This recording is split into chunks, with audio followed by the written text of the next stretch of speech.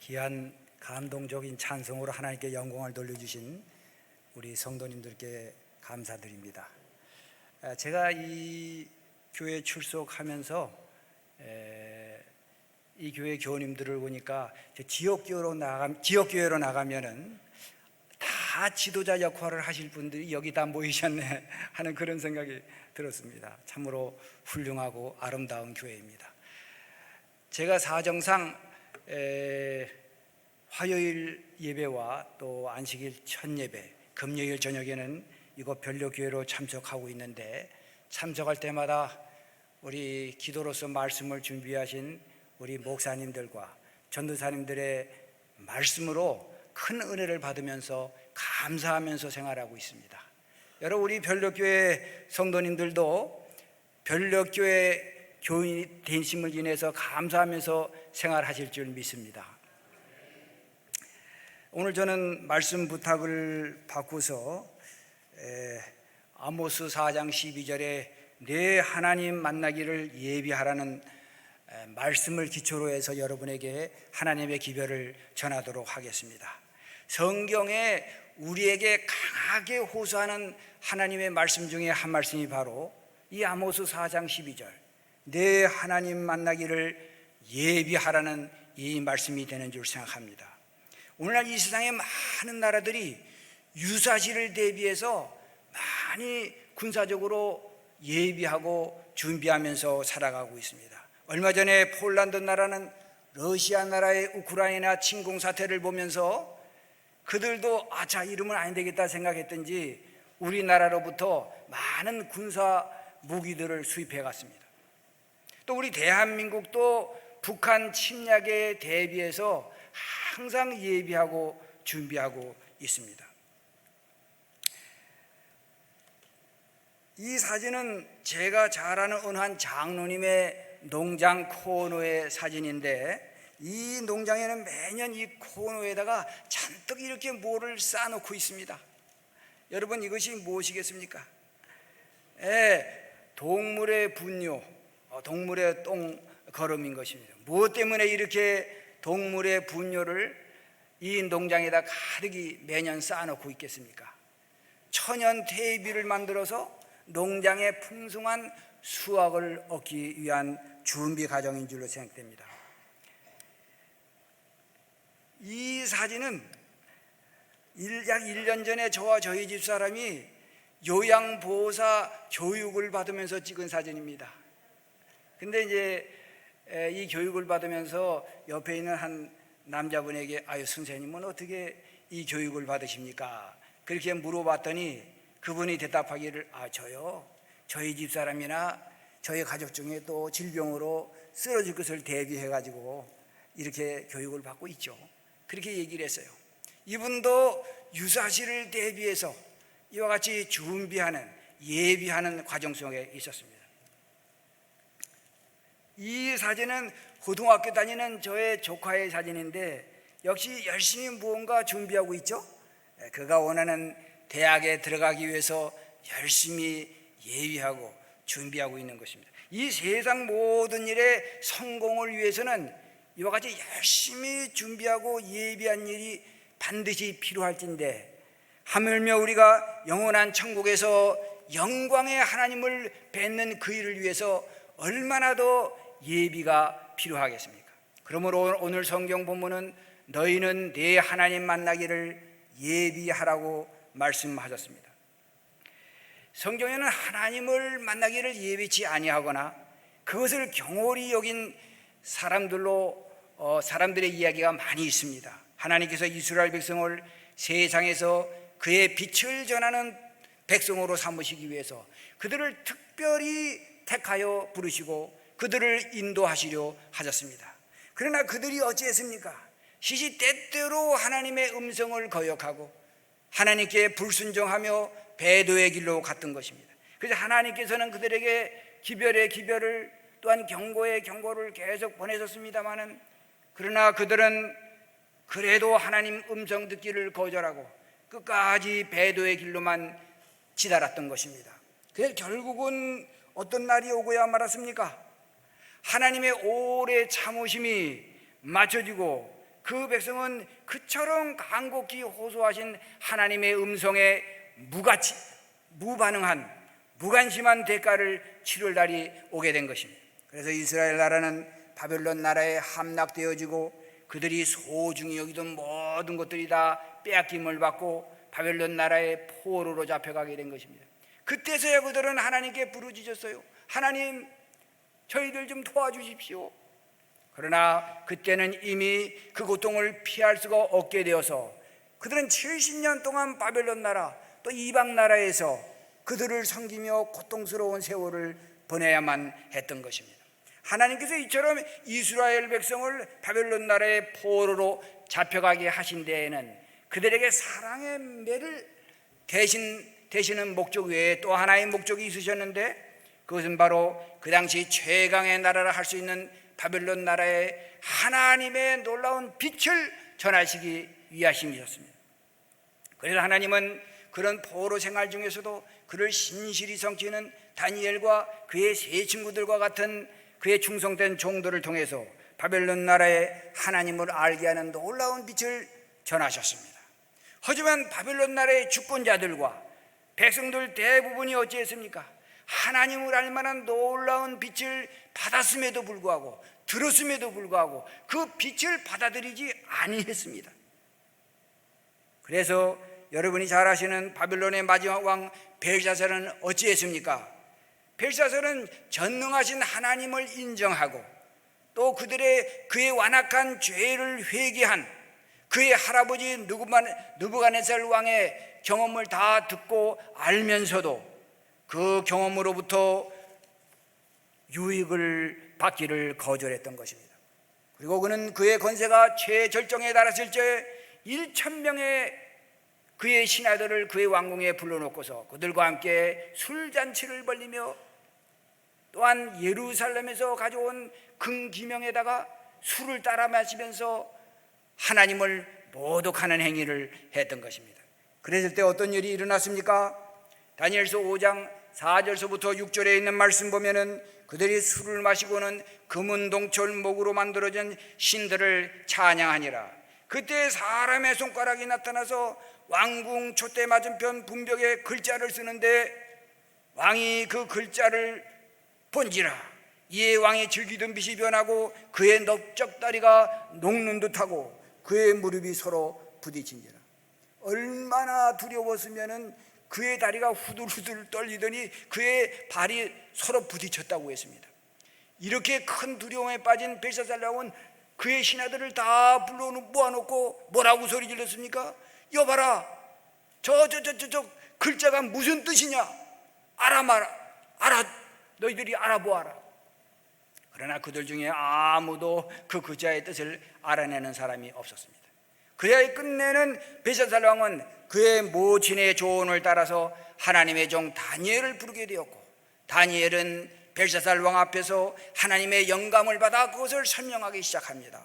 다니엘서 5장 22절서부터 있는 말씀 보면은 벨사살 왕이요, 왕께서는 하나님의 역사를 다 알고서도 오히려 마음을 낮추지 아니하고 도리어 높여서 하나님께 영광 돌리지 아니하였습니다.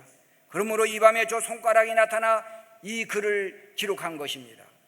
이 기록된 글은 메네 데겔 우바르신인데, 메네는 이 하나님이 이미 왕의 시대를 끝내게 하셨다 하는 뜻이요, 데겔은 왕이 저울에 달려서 부족함을 배웠다 하는 뜻이며, 베레스는 왕의 나라가 나뉘어서 메대와 파사 사람에게 준바되었다 하는 뜻입니다.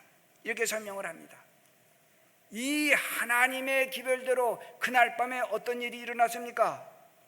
페르시아 군대가 바벨론 성 안으로 쳐들어와 가지고 바벨론 왕 벨사살은 그날 밤 죽임을 당하고 바벨론 나라는 멸망을 맞게 되었던 것입니다.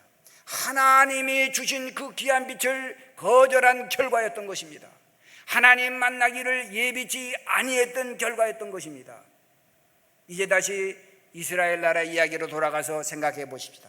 이스라엘 나라는 바벨론 나라와 페르시아 나라에서 70년 동안 포로 생활을 마치고서 하나님의 도우심과 은혜 가운데 그들의 본국으로 돌아오게 된 것입니다. 포로 생활을 마치고 동국으로 돌아온 이스라엘 백성이 그 후로는 어떤 생활을 살았습니까? 아이고 하나님, 우리가 하나님께 배도하고 범죄해서 이와 같은 오랜 세월 동안에 고생하고 돌아왔습니다. 이제 하나님을 신실히 잘 섬기겠습니다 하면서 끝까지 하나님께 충성된 생활을 살았을까요? 참으로 안타깝게도 얼마의 세월이 지나면서 또다시 잊어버리고 겉으로는 하나님을 섬긴다고 공언하면서도 그 속마음은 날로 하나님과는 멀어져 가고 있었습니다. 그 얼마의 세월이 지나서 하나님의 약속을 따라 하나님의 아들 예수 그리스도께서 이 땅에 오셔서 직접 그들에게 호소하시고 또 호소하시고 또 호소하셨습니다만, 그들은 하나님의 음성에 귀를 막고 하나님의 음성에 반대되는 완악한 길로만 가고 있었던 것입니다. 그래서 예수님은 끝내 마태복음 23장 37절에서부터 38절에 말씀하시기를, 예루살렘아 예루살렘아, 선지자들을 죽이고 내게 파송된 자를 돌로 치는 자요, 암탉이 그 새끼를 날개 아래 모음과 같이 내가 내 자녀를 모으려 한 일이 몇 번이냐. 그러나 너희가 원치 아니하였도다. 보라, 너희 집이 황폐하여 버림받으리라. 그리고 이어서 누가복음 21장 20절과 21절에 있는 말씀 보면은, 너희는 예루살렘이 군대에게 에워싸이는 것을 보거든 그 멸망이 가까운 줄 알고 그때 유대에 있는 자들은 다 어떻게 하라고요? 산으로 도망하라. 초원에 있는 자들은 글로 들어가지 말라고 경고하셨습니다. 이 예수 그리스도의 예언이 주 70년에 성취되었죠. 그때 로마 군대가 예루살렘을 포위하여 그 성을 끝내 함락시켰는데, 그 당시 로마 군대에 의해서 예루살렘 성이 하도 오랜 기간 동안에 포위를 당했기 때문에 예루살렘 성에는 먹을 것이 다 떨어졌어요. 하도 오랫동안 먹을 것이 없다 보니까 그 성 안에 있던 어떤 여인들은 그들의 자식까지 먹었다는 그런 끔찍한 역사가들의 증언이 있는 것입니다. 어찌해서 이런 비참한 일이 벌어지게 되었습니까? 그들이 하나님 만나기를 예비치 아니했기 때문인 것입니다.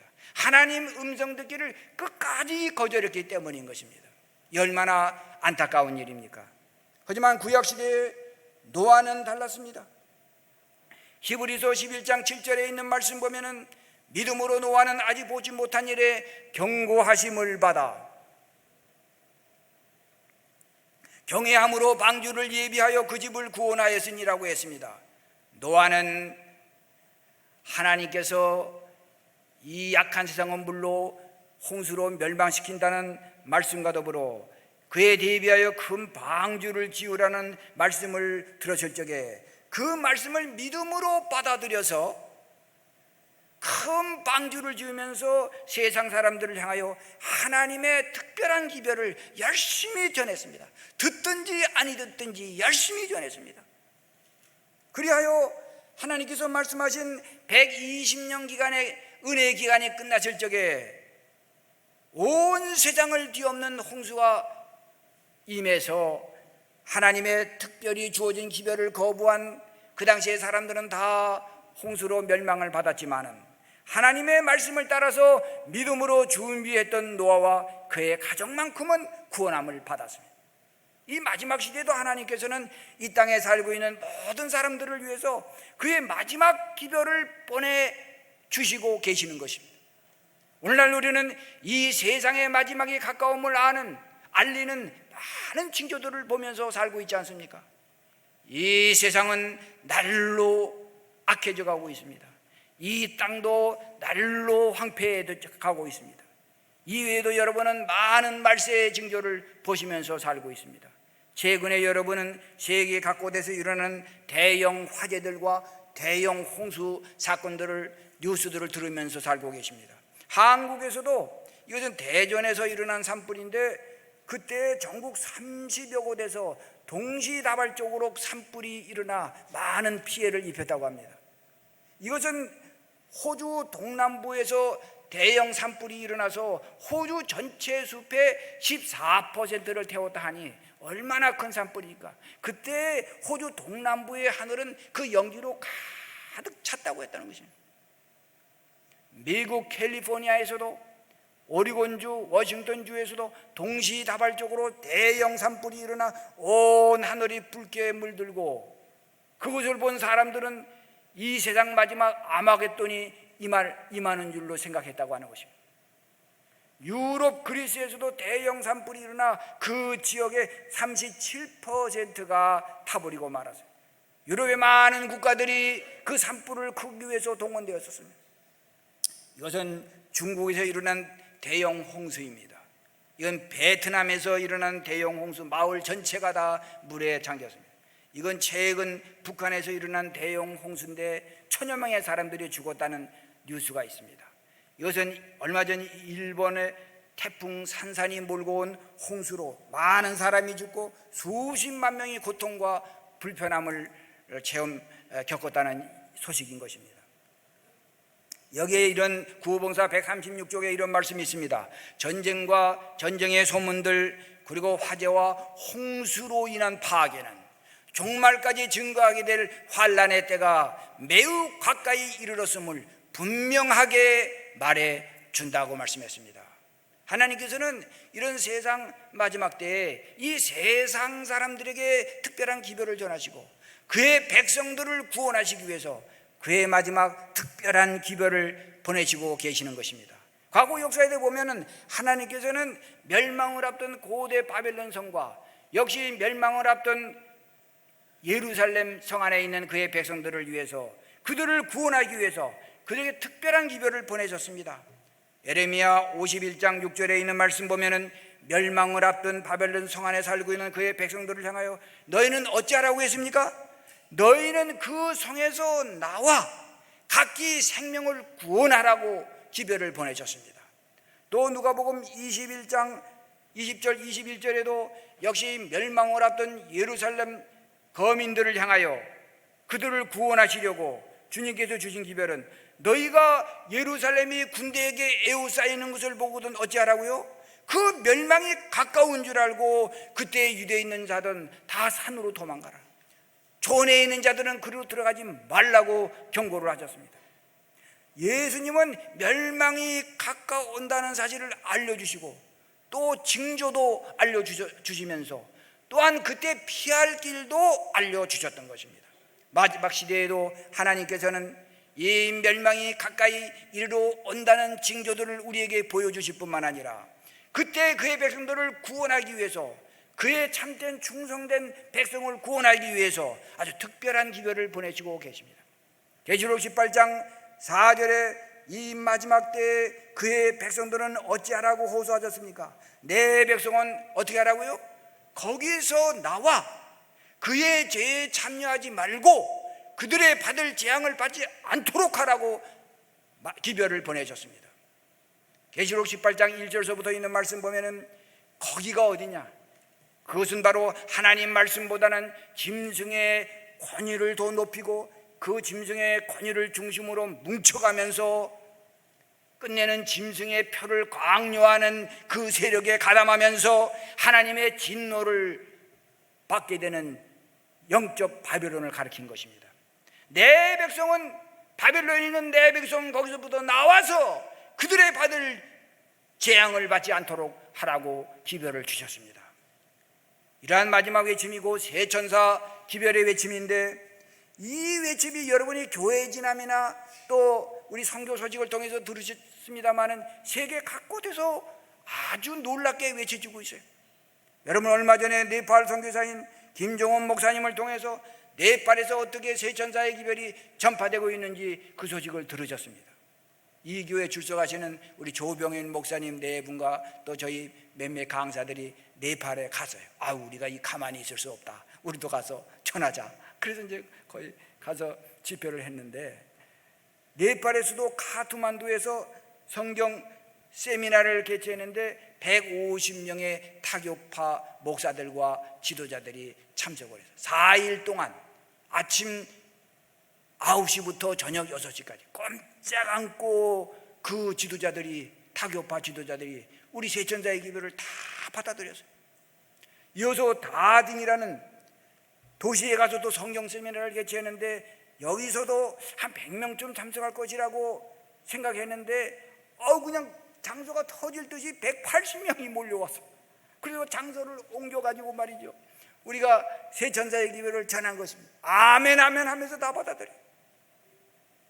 3일 동안 역시 아침 9시부터 저녁 6시까지 꼼짝 않고 그들이 세 천사의 기별을 배우며 받아들였어요. 그 다음에 이어서 우리는 또 차를 타고 하투타라는 곳으로 가가지고 거기에서 성경 세미나를 개최했는데, 거기서는 60여 명의 거기서 이미 훈련받고 있는 타교파 지도자들 또 목사들에게 우리가 3일 동안 세천사의 기도를 전하게 되었습니다. 얼마 전에는 삼육대학의 허상민 교수를 비롯해서 신학생들이 가가지고 일주일 동안 또 하투타에서 이 하나님의 마지막 기별을 전파하게 되었습니다. 100여 명의 타교파 목사들 지도들이 참석했다고 들었습니다. 이 사진은 타교파 교회가 그 목사님이 우리 교회 기회를 받아들이고 말이죠, 교인들을 불러 모아놓고 내가 배웠다, 우리도 다 하나님의 남은 교회 교인이 되자, 우리도 그렇게 하겠습니다 해가지고 여기저기서 말이죠, 우리도 마지막 교회 재림 교회가 되기 원한다고 해서 우리가 있는 동안에 3주 있었는데 매 안식일마다 교회 간판을 재림 교회로 바꿔달는 예배를 드렸어요. 여기서 좀 바꿔달고 있죠. 또 여기서도 좀 바꿔달고 있는 것입니다. 지금도 세천사의 기별은 재림교회 기별을 받은 500여 명의 목사님들로부터 5만 명, 한 4, 5만 명의 교인들이 계속해서 배우면서 계속해서 우리도 남은 교회 재림교회와 연합하기를 원합니다 하면서 그들이 재림교회로 쏟아져 나오고 있는 것입니다. 여러분, 예루살렘 멸망이 가까워지고 있을 때에 하나님께서는 초대교회가 멸망 전에 그들의 사명을 놀랍게 수행하도록 하기 위해서 어떤 역사를 베푸셨는지 다 알고 계시죠? 어떤 역사입니까? 오순절날 성령을 충만히 부어주셔서 온 세상에 하나님의 복음의 빛이 환하게 전파되도록 역사하신 것입니다. 그때 사도 베드로는 사도행전 6장 16절과 17절에서 이 역사는 요엘 선지자가 예언한 말세의 하나님의 그의 영을 그의 백성들에게 놀랍게 부어주신다는 그 예언의 성취입니다 하고 설명을 했는데, 하지만 이 초대교회에 일어난 오순절의 역사는 말세의 하나님께서 그의 영을 충만히 부어주신다는 그 예언의 부분적인 성취였던 것입니다.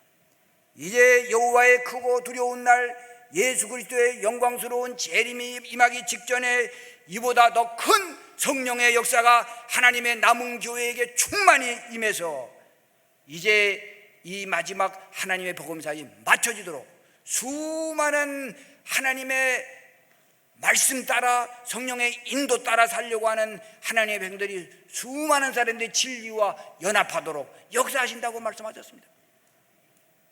대정도 611쪽에 보시면은 셋째 천사의 마지막 경고 아래 이루어질 큰 운동은 그것보다, 오순절 운동이죠, 그것보다 훨씬 더 뛰어날 것이다. 그 운동은 오순절 운동과 유사할 것이다. 복음 사업의 시초에 귀중한 씨앗의 발화를 위하여 성령을 부어주심으로 이른 비를 주신 것처럼 그 사업 종말에는 늦은 비를 주셔서 추수할 곡식을 무르익게 하실 것이다. 아멘입니까?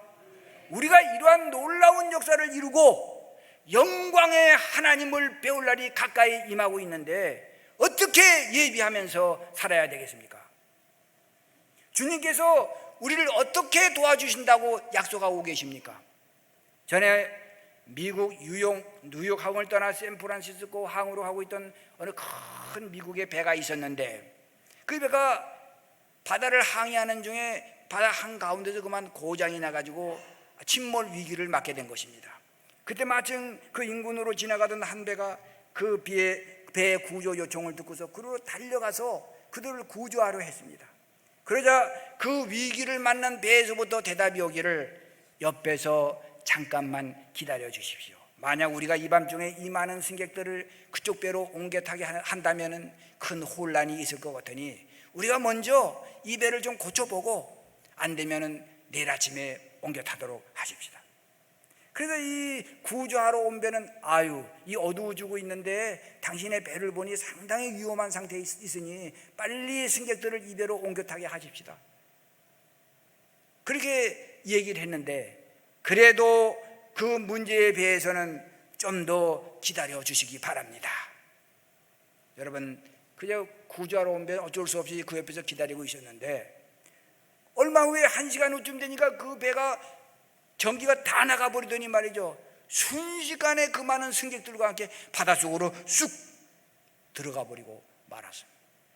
그 많은 승객들과 함께 바닷속으로 들어가 버리고 말았어요. 여러분, 왜 이러한 불행한 일이 생긴 것입니까? 침몰 위기를 만난 배가 도와주겠다고 옆에 와 있는 그 배의 도움을 바로 받아들이지 않았기 때문인 것입니다. 사랑하는 성도 여러분, 계시록 3장 20절에 주님께서 볼지어다 내가 문 밖에 서서 두드리노니 누구든지 내 음성을 듣고 문을 열면 내가 그에게로 들어가 그로 더불어 먹고 그는 나로 더불어 먹으리라 호소하고 계십니다. 마지막 교회를 향한 호소인 것입니다. 주님은 우리를 도우시기 위해서, 우리를 영원한 영광의 날에 주님을 뵙도록 하기 위해서, 준비시키기 위해서 우리 마음에 들어오시기 원하신다고 호소하고 계시는 것입니다. 근데 만약 우리가 하나님, 예수님, 제 스스로 다 할 수 있어요. 저를 보세요. 저 안식일도 잘 지키고 있지요. 또 교회에서 뭐 이런저런 일도 제가 또 잘하고 있지요. 또 뭐 본교회 교리 제가 뭐 모르는 것이 있나요? 뭐 다 잘 알고 있죠. 걱정하지 마십시오. 제가 잘합니다. 이렇게 하면서 주의 마음에, 주님께서 내 마음에 자정하시는 것을 용납하지 않고 살아가고 있다면, 우리 주께서 영광스럽게 오시는 날 우리가 잘 준비된 상태로 주님을 맞을 수 있겠습니까? 그렇지 않습니다. 우리는 지금 우리의 죄된 상태, 우리의 가련한 상태를 깊이 인식하면서 나의 사랑하는 주님이시여, 제가 참으로 가련한 상태에 있습니다. 제가 참으로 연약한 상태에 있습니다. 제 마음에 들어오셔서 저를 좀 도와주십시오. 저의 더러운 죄를 다 씻어주시고 주님과 함께 교제하며 살게 도와주십시오. 간청하면 주님께서 들어오셔서 우리의 죄악을 깨끗이 씻어주시고 날마다 우리의 생애를 인도하시며 우리를 변화시켜 주시마 약속하고 하늘왕을 뵙도록 준비시켜 주시마 약속하고 계시는 것입니다. 여러분, 여기가 어딘지 아시죠? 우리 재림교회 공업묘지입니다. 제가 올해 초에도 그곳에 가보았는데 저와 가깝게 지내던 여러 친구 목사님들도 거기에 누워 계셨습니다. 그리고 제가 현직에 있을 때 같이 목회하던, 같이 방문하던 여러 집사님들, 장로님들, 서중원 앞에서 같이 활동하던 장로님들도 다 거기에 누워 계셨어요. 저는 그들 무덤 앞에 서서 목사님, 장로님, 집사님들 벌써 이곳에 누워 계시네요. 주님을 맞을 준비 다 하고 여기 누워 계시겠죠. 저는 여러분 모두가 다 그렇게 준비 마치고서 이곳에 누워 계신 줄 믿습니다. 영광의 날에 주님을 기쁨으로 맞이할 것을 저는 믿습니다 하고 말씀드렸습니다. 그러나 여러분, 어떤 분은 안타깝게도 그 영광의 날에 나는 구원받지 못하는구나 하는 사실을 알게 될 것입니다. 그래서 자신이 구원받지 못한다는 사실을 알게 되는 것보다 더 안타깝고 가슴 아픈 일이 어디 있겠습니까? 하지만 우리가 날마다 구주 예수님을 내 마음에 모시고 믿음으로 교제하면서 그의 음성을 따라가는 생애를 살면은 주님은 약속하신 성령을 통해서 우리 마음의 더러운 것을 성령의 불로 날마다 태워주시고 그의 의의 옷을 선물로 입혀주시며 날마다 우리를 준비시켜 주시마 약속하고 계십니다. 그래서 우리 주님 영광스럽게 다시 오시는 그날에 주님을 큰 기쁨으로 맞게 되시기를 간절히 바라며, 보라 지금은 은혜 받을 만한 때요, 보라 지금은 구원의 날입니다.